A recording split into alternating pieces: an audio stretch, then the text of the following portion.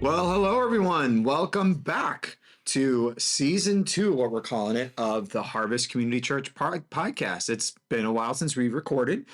We took kind of a little summer break with different various things happening. Like Matt, you went on sabbatical. I did. Yeah. Which was nice. Yeah, I'm sure that was awesome. And then I was busy kind of holding things together. I was on sabbatical. While you were on sabbatical and putting, you're welcome. It's my pleasure. And also putting together a summer camp for our youth group. So we've been pretty busy this summer, but it's been really good. So we kind of wanted to make sure we gave like a quick rehash of like why we're even recording this podcast. You know, like most of all, like you said many times throughout last year, Matt, it's just this is a digital conversation space, right? To talk about what's going on in the life of our church, theology. Talk a little bit more about that from your perspective, Matt. Yeah, I mean, very well said. Just a space for all of us to engage. So I hope, members and regular attenders of the church are regularly listening to this and sharing it with one another. It's a place for us to talk about things that not only are going on in the church, like just not so much like announcements, but more like who we are as a church, where we're going, what our vision is, what's happening in the life of our church, how that connects to our vision. So by doing this, we're building, Lord willing, just kind of a shared understanding of who we are as a church and where we're going and how we're getting there. And the more that we all have that shared understanding, the more we move together the way that the Lord wants us to as a unified body. So that's the purpose of the podcast. And we were sort of joking right before we started recording about whether or not we officially call this season 2. That's like an official podcast thing. And I think we've always felt less official than we probably really are. But like this is officially season 2. Yeah. I hope that last year was the first year we launched the podcast and we ended up with, gosh, what was it, 17 or 18 episodes, something like that. It was really helpful, I think, from my perspective. And we took the summer off sort of by design. And I think that's probably a good pattern for us going forward. So be hopefully a couple of episodes per month, typically from September through like June will be fairly normal for us, and then probably taking summers off. And then, of course, we'll do other episodes as needed if there's a big sort of urgent kind of quote unquote emergency reason to do one. But yeah, it's good to be back, kick off another season. Yeah. And so today we actually wanted to take an opportunity for you, Matt, to be able to kind of talk about your sabbatical. So that kind of gives, the church kind of a window into like what a sabbatical is, why it's important to take like not just a sabbatical like anybody, but it's like just anybody resting. That it's like that rest is a truly important thing about who we are, and that it's really good for leadership to be able to take this opportunity to take some time off and to really rest for a long period of time on top of, our regular vacation time. Right. So let's talk about that. Let's talk about your trip. Yeah. Yeah, I think this is a good introduction to it because it's a topic that could at first maybe seem a little narrow. Why are we talking about sabbaticals on a church-wide podcast? Maybe not necessarily seem at first like it really has a lot of applicability to the typical church member, but it actually does for a lot of the reasons you've already said. So yeah, I'll take just a minute and talk about the way Amy and I spent our sabbatical this summer, only because I know several members of the congregation have asked about that, and I've had a chance to tell a few people. So this is an opportunity to just take a quick couple of minutes and kind of let everybody know what we did. And I'm grateful that people know, but then move from that, fairly quickly into the wider issues that you just touched on of why something like this is important for the life of a church that's trying to be a healthy church like we are, because I think it's actually really important. So real quick, I was off for June and July, so 2 months, and we ended up spending most of June really gearing up for a trip that we have talked about taking for years and for various reasons never gotten around to it. And this was finally the year. And that was a 2-week trip to Europe. Now, Amy and I have both been in Europe before, but always just traveling through it. Like I'd land in Europe on my way to Africa for mission trips and things like that. So I'd walked around Amsterdam a little bit or London a little bit, but neither of us had ever really vacationed at all in Europe. So this was a first opportunity for us to really do that. We spent most of June kind of gearing up and getting ready for that. And then we took the trip in sort of like early to mid-July and then came back and had a week or two to sort of decompress from that before I started back up again off the sabbatical in August. And in uh, in just a nutshell, I would say it was a very good trip. It was an incredible trip. It was definitely what we had hoped. It was sort of better than we expected. We deliberately set our expectations low. Many people know that Amy's got a chronic pain issue, and so doing long international travel when you've got chronic pain, there's just a lot of unknowns. Yeah. And so we went into it with our expectations really low. Your hopes are always high, but I would say definitely exceeded our expectations and really met a lot of our hopes. Just a couple quick highlights. We ended up starting in the Netherlands in Amsterdam. We took a river cruise down the Rhine River in Central Europe or Central Western Europe. And then finished it off with a couple of days on our own in northern Italy in Lake Como. And that ended up being great. I was so grateful for a couple of things. One is the many kindnesses of God.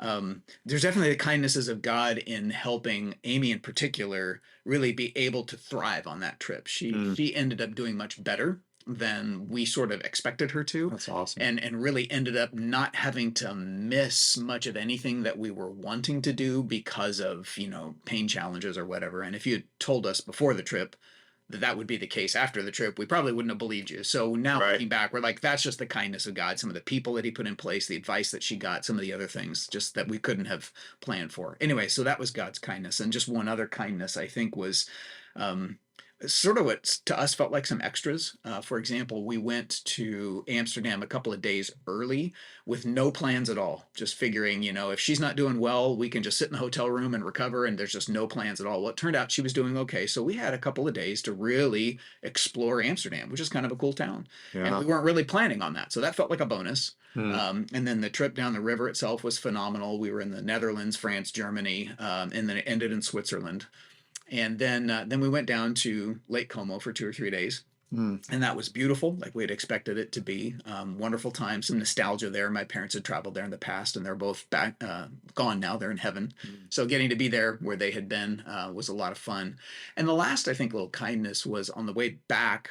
We took the train back up to Zurich, Switzerland, where we have some friends who used to live in the U.S. They now live in Zurich, and we hadn't seen them in years. And Amy is still in touch with them, and so we got to have dinner with them. Well, we ended up getting there a little early, and they were able to kind of give us a tour of Zurich, which is a big city, particularly around the Protestant Reformation. Yeah. So Ulrich Zwingli was there, and some of these big reformers. And so there's a lot of Protestant Reformation history that I loved. Well, we weren't planning on seeing Zurich at all, but we got a 4-hour tour of the city of Zurich and had dinner with them and just had a great time. It just felt like a bonus, That's we weren't awesome. even planning on. So yeah, a lot of people have asked, like, how was the trip? I think that's it in a nutshell. We're just incredibly grateful for the experience and felt like we needed that kind of time to take that Yeah. kind of a trip. And it was really worthwhile. Hmm. That's Yeah. great.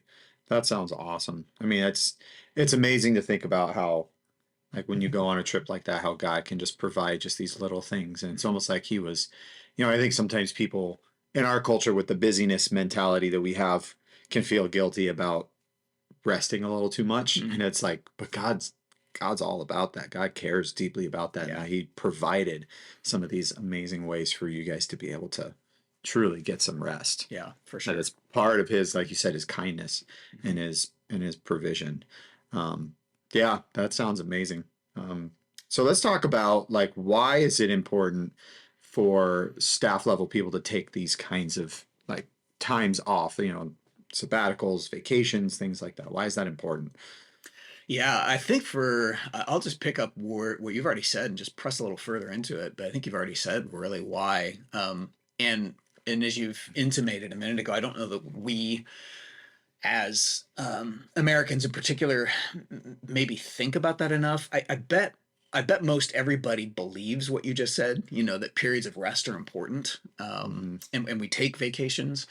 Um, so I don't know that for most of us that's necessarily a new thought, but I suspect for most of us, and I'd put myself in this boat, that is a thought we probably don't think about enough and Yeah, really experience enough. And a sabbatical, the way we have them set up here at Harvest is it's just an extended period of rest. It's not yeah, like a classic academic sabbatical where you're supposed to run off and do some big research project or whatever and work hard in this, just a different way than you normally work. I mean, by design, it's a period of sustained rest. And what I think I've learned from that is, having done it twice now, I've taken two, kind of three sabbaticals. This one was a little unusual. Maybe we'll talk about that in a minute. But anyway, Yeah, for sure. I actually had a sabbatical that I split into. I took half of it last summer and half of it this summer. So that was unusual. Hmm. But I've had the opportunity in 17 years here at Harvest to go on sabbaticals and come back off of them three different times. And what I've noticed is there's a different level of rest, deep rest, soul rest, whatever you want to call it, that I don't personally actually feel when I'm in the middle of it, but I notice the effect of it afterwards. Hmm. So, like, if I'm off on sabbatical for a week or two, like a normal vacation, I definitely feel the rest. I feel the slowing down. I feel the relaxation, and that's all great. But I don't necessarily feel it like going into the second month. I don't feel any different. But what I noticed, like last year when I came off sabbatical, is I got back engaged with things in the church, and I just noticed like all these mental cobwebs that I didn't even know were there had just been like blown away. Hmm. So there were some issues, like challenges in ministry, that were sort of vexing me. I wasn't quite sure how to address this issue, or I saw a need. I know we need to do this, but I couldn't figure out how a good way to do it, and sort of wrestled with it for a year or two and never really made much progress. I went away on sabbatical, and I came back last year and I sat down, and like immediately the solution was just obvious to me. Hmm. And I'm like, it can't be that simple. So I started sharing with some of you guys, the staff, and sharing it with the elders, and everybody was like, yeah, that's obvious. That sounds good. Let's do it. And I'm like, why couldn't I fix this problem like 2 years ago, you know? Right. And so we've done it, and we made some changes at Harvest last year that I think have been some good things. But my point just being, like, I attribute that to that sabbatical rest you're talking Yeah. about, that like just that extended period of time away, where you not only just have time to catch your breath and then pick up the proverbial pack and keep hiking, but you actually walk around for a little while without the weight of leadership on your shoulders for an extended period of time. And then when you come back and pick it up, you're sort of refreshed at a deeper core level that I Yeah. think really can just re-energize you and propel you moving forward. And that's definitely for the health of a staff person, Yeah. for sure. Yeah, for sure. Because, I mean, we have to be honest. Like, COVID was rough Yeah. on pastoral ministry and people in leadership because there were so many challenges, up and downs of all the different things that were happening, you know. And so this was really good timing for you to be able to take that opportunity to take, a sabbatical and split it in half over the Mhm. last 2 summers, but it still was good timing just because of the grind that the COVID season was for, you know, people in ministry. Yeah, for sure. And that is why it was sort of unusual for us.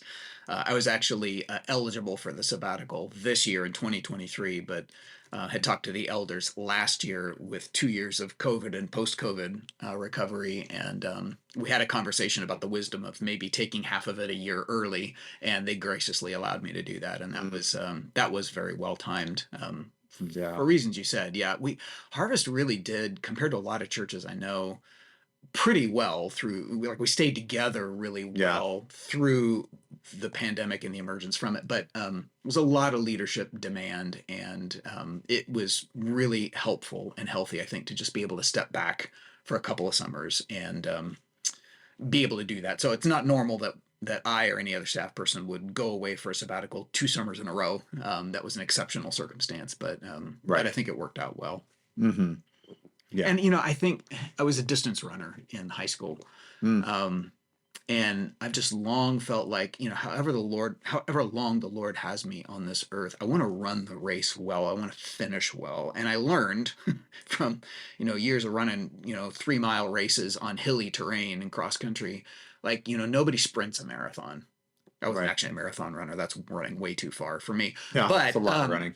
it's a lot of running, but nobody sprints a marathon. Nobody sprints a 3-mile cross country race. You don't do it. You have to settle into a pace that's sustainable, and Yeah. and that's true in life, and it's true in ministry. And so I think these doing things like sabbaticals are just part of that. How do you run a sustained race so that even in an intense period like the one you just described in the sort of post-COVID years, um, it doesn't run you dry and then just burn you out. Mhm. And I can tell you, I can give you specific names of pastors in Hillsboro that I have known in the 17 years I've been here, who did not sustain themselves well. Not only sabbaticals, but just overall. And their churches didn't have a vision for that, and they didn't have a vision for it. And a couple of those guys are no longer in ministry. One of them, his whole family literally just blew up on him. I mean, it's horribly tragic because there were some issues there that weren't getting tended to because he was putting so much into the church. Anyway, there's a lot of layers there, but the point Yeah. is,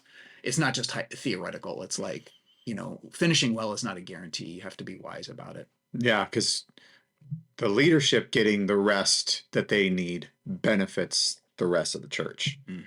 Right. It's not just you get to rest and it's all good for you, but it's like it actually benefits, your family, benefits the church Yeah. so that everybody around it can thrive. So it's not just for you to get some time off, extra time off. It's actually so that the health of the church can continue.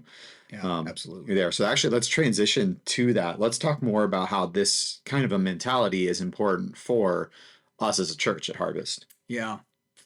So I mentioned I've been here for 17 years. Actually, last week was the mark of the close of 17 years of Harvest. Awesome. Which is really cool.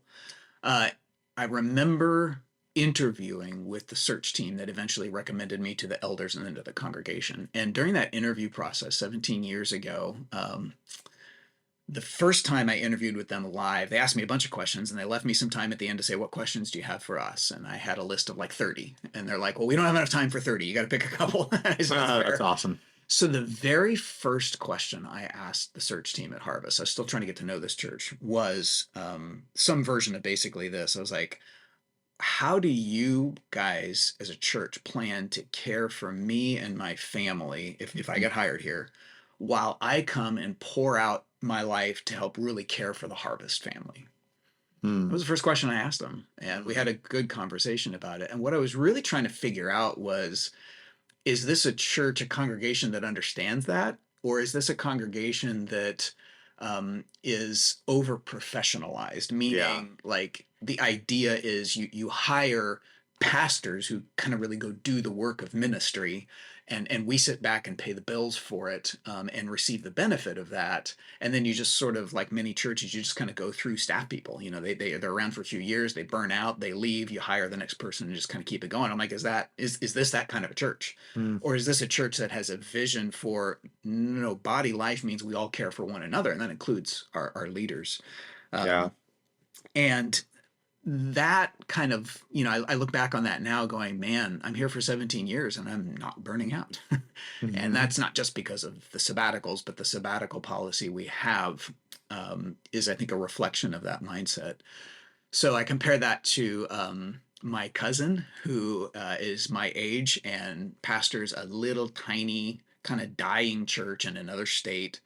And they are very much what I described. They're dying and they have an over professionalized view of ministry. And those two are related Yes. to each other. They're mutually reinforcing. So he has said to me many times, he's like, yeah, basically, as the pastor of this little church, he's like, if I don't do it, whatever it is, it doesn't get done. I mean, that's just the way it works in his church. Yeah. So he pretty much does everything. And the 30 or 40 people who are left just kind of show up on Sundays and pay their tithes and sort of move on. There's not really any vision for people who own the ministry or care for one another. And so he actually got his first sabbatical.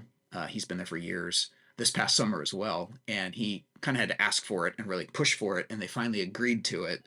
But it was very short. And even when he was gone, they were calling him with all sorts of problems that, like, oh, something happened in the life of this person. You got to take care of it. Because just none of them had any idea that they could somehow be involved in each other's life. If it's like there's a crisis, the pastor has to fix it. Even if he's on sabbatical, it didn't matter. So that's pretty rough. That is pretty rough. And yet that's real. That's not just like a hypothetical. Like, that's real. That's really happening in the life of a pastor in a church that I know of right now.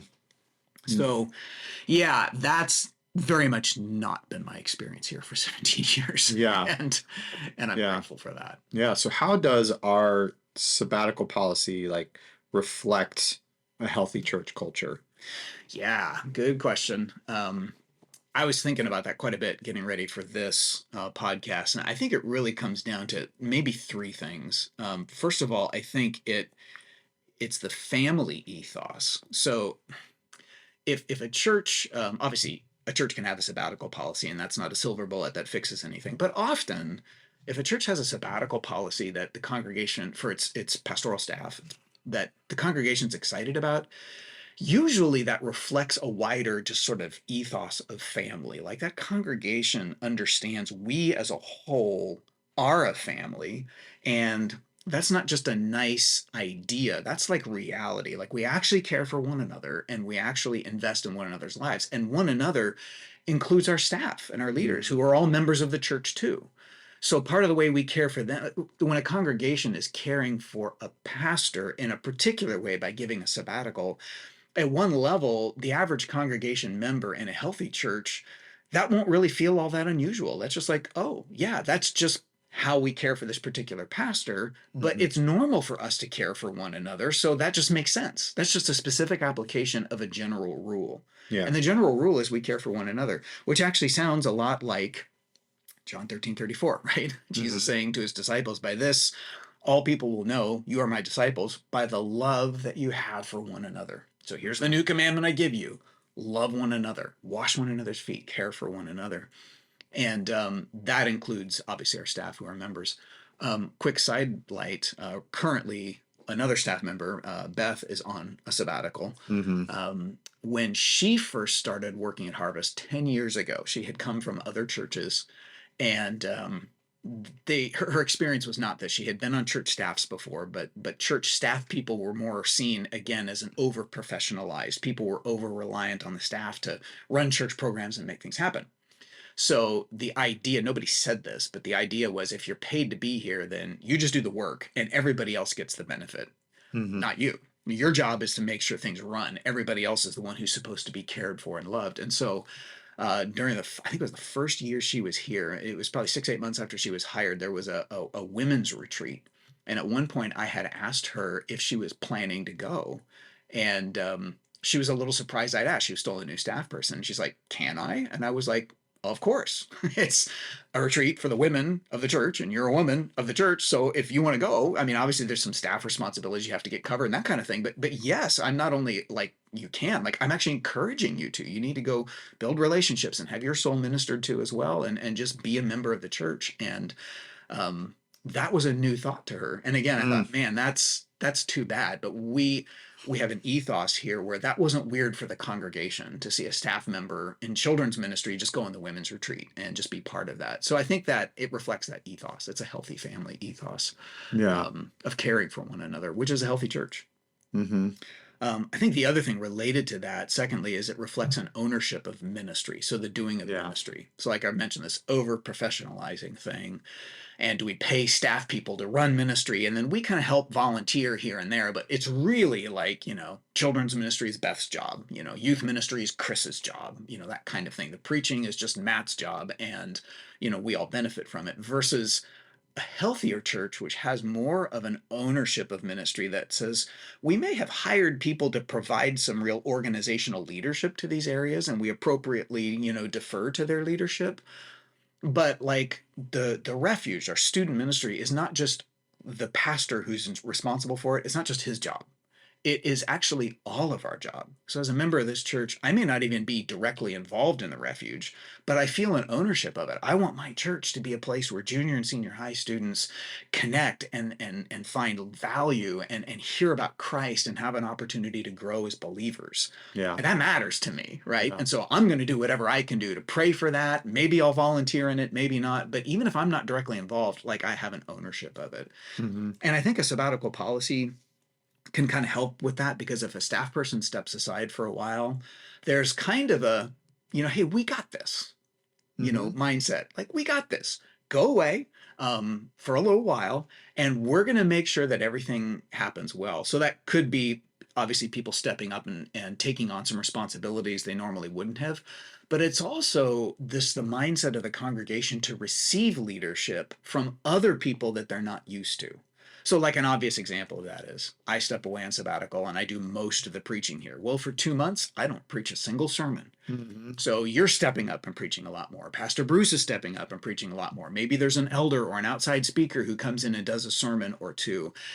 And that directly affects you guys, but it also really affects the whole congregation, because is the attitude of the congregation one of like, well, all right, this is fine, but we want the main guy to come back and we're just waiting for him to come back and this is all temporary?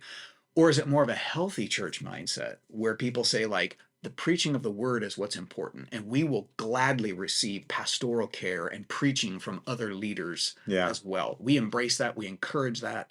I think a lot of that happened. Of maybe you could speak to that, but I think Yeah. the encouragement of the congregation for you when you're preaching, or for other, or providing pastoral leadership, it's a healthy church mindset thing. Yeah. I think to kind of just answer what you just said, like it sort of felt like the ship just kept going. Mm-hmm. Like in terms of the preaching, like it wasn't like there was this, oh, you're doing a great job, but we're excited for Matt to come back. Right. Or not even the other direction where it could be on the unhealthy level of like, oh, you're doing it. We're not ready for Matt to come back. You know? Which I'm really glad that didn't happen either. Exactly, exactly. I don't want that either. You know, where it's like it was truly like, nope, this is sort of normal. Like, Yeah, that's so good. you know, you're one of the pastors on staff and you preach and we get benefit from it, and that's great. Mm-hmm. You know, that's at least the mentality that I was kind of getting back, at least in that particular area when it comes to the church. But I mean, yeah, there was so much ownership of ministry. It was really cool to watch and see people step up in really cool ways. Like, you know, you asked me when you came back, like, how did things go? And it was like, it just felt so normal. Like, not because we had just done it a year ago, but it just sort of felt like, you know, other members on staff here or anything. It just felt like it just kept going. Yeah. Like my responsibilities were a lot more than normal, and it was Yeah, 2 months, sure. and it was sustainable for 2 months. It would not Right. have been sustainable for 5. Yeah. You know. Yeah. But it worked out. It worked out great because we had people just stepping up and doing things that it was just really cool to watch. Yeah. My perspective. Yeah, and that, to me, that's just like music to my ears. Mhm. And I think that relates to maybe the third and final thing. I mean, I talked about sabbatical policy is helpful for a church because it, it reflects a family ethos, it reflects an ownership of ministry, but I think it also kind of forces all of those issues to the surface, right? I Yeah. mean, a staff person is gone for an extended period of time. And so that forces us as a congregation to say, like, how are we going to handle this? What's our attitude going to be about it? Are we willing to step up and do more? Are we willing to encourage those, who are stepping up? Which kind of, it's a pushing against that. I keep using the term over professionalization of Yeah. ministry. That is such a danger in ministry. I mean, I think of it as like a slope. The slope always goes, water's always going to run downhill, right? Right. And there's always a downhill slope where if we're not actively thinking about it, then over time, every church will just become over professionalized because it's just easier to pay this person to do it and they handle it. And I'm out for the next month. So I just told that person I can't be there and it's their problem to fix it. We move on. It's subtle. But over time, it kind of becomes it's their problem, not mine. I'll just help out when I can. And then we're over reliant on paid people to actually do ministry, which is not what God wants. And so you always, as a church, if you're going to be a healthy church, have to look for ways to kind of fight that, kind of swim upstream is maybe the better word than fighting. You just got to swim upstream against that and say, no, we're going to own church ministry as members of this church. Well, a sabbatical policy just helps a church do that, So if now I'm willing to say step up and help in the short term because a staff person is gone, then what about the longer term? Could I maybe serve a little bit more than I did before because I could be more engaged in ministry? I mean, why not? It's that kind of thing. It just it kind of forces that issue in a way that I think is really just healthy for the church. I guess what I'm saying is no church stays healthy. You don't. Church health is not a status you achieve as a congregation, and then once you're there, you're like, now we finally made it. It's just like physical health. It's something you just always have to tend to. You always have to eat right and work out, or whatever the things are that you do to maintain your physical health. It's the same thing. The churches always have to be thinking about how do we not kind of get lazy and sloppy here? How do we constantly work on being a healthy congregation? And so these sabbaticals kind of help bring some of that to the surface too. And I think it's a good thing. Yeah. Yeah, so what are some things you want to celebrate that you saw when you kind of came back from this last sabbatical? Yeah, it was interesting. I kind of saw the outsider's perspective of what you just described from the inside. Like when you said it just felt normal, like everything just kind of picked up and moved on. I felt a little bit superfluous and in a good way. There's like a bad way where it's like, Right. we don't want you to come back. We don't need you. You're not doing anything. That's a bad way. But Yeah, exactly. in a really good way, it kind of felt like, and I even joked about this with a couple of the elders. I'm like, you guys are doing a great job. You don't need me. And they were like, yeah, it's time for you to come back. We need you now. Because like you, they had done some extra work and they're like, hey, they're ready for me to come back and pick up my load, which is great. But on the other hand, I was really able to say there was a side to it that wasn't a joke. It was like, I mean, I came back the first Sunday I was back. It was the day before my sabbatical ended because I came back on a Monday. So I attended church that Sunday morning. I hadn't been here in almost 2 months. And I looked around and I saw the elders are running around the atrium looking for this person who's pursuing baptism and this other person who's part of the membership process and needed to follow up with them on a membership interview that they were doing. And I met a new couple within a week or two after I'd come back. They were newer to Harvest, but they had been here like 5 or 6. They had been here like a month and a half already. They were already getting to know people. They were getting integrated in the life of the church. People were helping them find their way. And they didn't even know who the lead pastor of this church was. They had no idea, right? And I'm like, at one level, I'm like, how cool is that? Like, Hmm. I mean, needs were being met. People were being discipled. Newcomers are being welcomed into the church just because members of the church were actively taking it seriously and doing this job. And like, I wasn't even there. My absence didn't slow any of that down. And to me, that felt really good. I mean, that just Hmm. felt like, wow, Lord, if I was a brand new person to another church and all of those things were true and I saw them, I would say, wow, there's something going on at this church. That's a healthy church. And then I'm like, that's my church. That's my You know, church. and I Yeah. really kind of felt proud of Harvest. I felt so grateful to the Lord and grateful to our congregation um, to see some of those kind of things happen. I mean, that was just awesome. So to me, I'm like, let's just blow wind in those sails. I mean, Absolutely. let's let's keep being that church that I think we're striving to be. And I think there's signs that by God's grace, we're becoming that healthy church. And so I'm like, let's just, celebrate, but not relax. I'm like, how do we move on from here? Summer's ending, fall's starting up. Um, I'm back. I mean, staff will get in place, but it's like, how do we not just kind of relax back into our busy schedules, but how do we keep extending ourselves forward into that ownership? I think that's my biggest encouragement to Yeah, people. exactly. That we don't want this to be a, okay, now Matt's back. We can step back. We don't have to be as involved anymore. It's like, no, keep doing these Mhm. things. You know, yes, maybe, in some ways the buck stops with you because you're the Mhm. lead pastor, but at the same time, it's like, no, let's make sure that we think that way about all of it for all of us. Yeah. That we all think, no, that it's important for me to be investing in this just as much as before, because we are an us, we are a church. We need to be doing this. Yeah. Um, Absolutely. so now let's kind of think about a challenge for our congregation. Like where with that, like where do we go from here? Yeah. I think one of the biggest things, we'll probably talk more about this in a soon, near future podcast episode on its own, but I really want to encourage us this year to take a step of discipling in the way that we own ministry, and particularly the ways that we're serving in ministry. Those of us who are committed members of Harvest. Just to really encourage people to say, hey, there are enough members of the congregation, I'm convinced, to run the ministry programs that we have, Yeah. and without any one person having to do too much. But like a typical church, we've got a few people that do a ton, and we've got a lot of people who do some, and then we've got a few people who aren't really that involved. And there's differences of season of life, there's differences of capacity, there's all kinds of that's all a Yeah. future conversation. But just to answer your question, I think my encouragement would be for those who have maybe stepped up this summer and been a little bit more involved, whether it was a formal volunteer position or maybe just informally, they've just been a little more aware of the atrium on Sunday mornings and are there new people and maybe I should go say hi. Ownership takes a lot of forms. However, our members have taken on a little bit more ownership over these last couple months.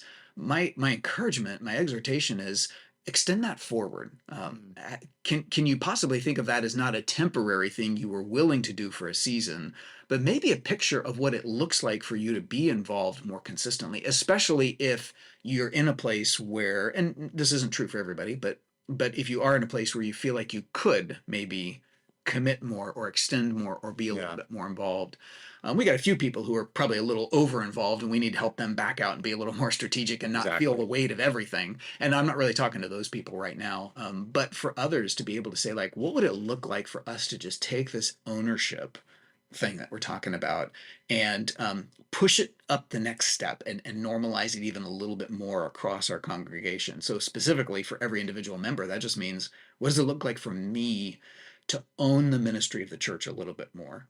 Maybe that means starting to volunteer somewhere I'm not currently, or serve would be the term we prefer. For others, maybe it's like, no, I'm already serving, but maybe it's more of a mindset thing. Like I need to care more about, our members meetings, or be more actively involved in prayer for our elders, or people in our church who are hurting. There's a lot of different forms it could take, but what would it look like for me to take a step in owning the ministry of my church even more? Yeah, yeah, yeah. I think that's awesome, and I even think we also need to push with our people the biblical idea of rest. Mm, yeah. Like to serve, but also rest really well. And it doesn't mean just go be busy somewhere else and do something, but actually like rest and take time to refresh yourself in the Lord, Mhm. to spend time in His Word. You can do that every day. There's, little mini sabbaticals you can take, right? Yeah. Spending time in God's Word every day, spending time, every week with an actual rest time, and then some longer periods of time. Just really, yeah, we really need to be good at resting Mhm. without forsaking these responsibilities that we have as a church to try and continue the mission that God has put in front of us. That sounds like a whole other podcast I think episode. it does. Sustainability, busyness, rest, effectiveness. Wow. Yeah. I That love it. word. I like that. That's a good word. Yeah, exactly. So, with that, that'll probably be another episode. So, we'll close it out for this episode. Thank you, Matt, for letting us, filling us in about your sabbatical. We're glad you're back. And so, we will see you all next time.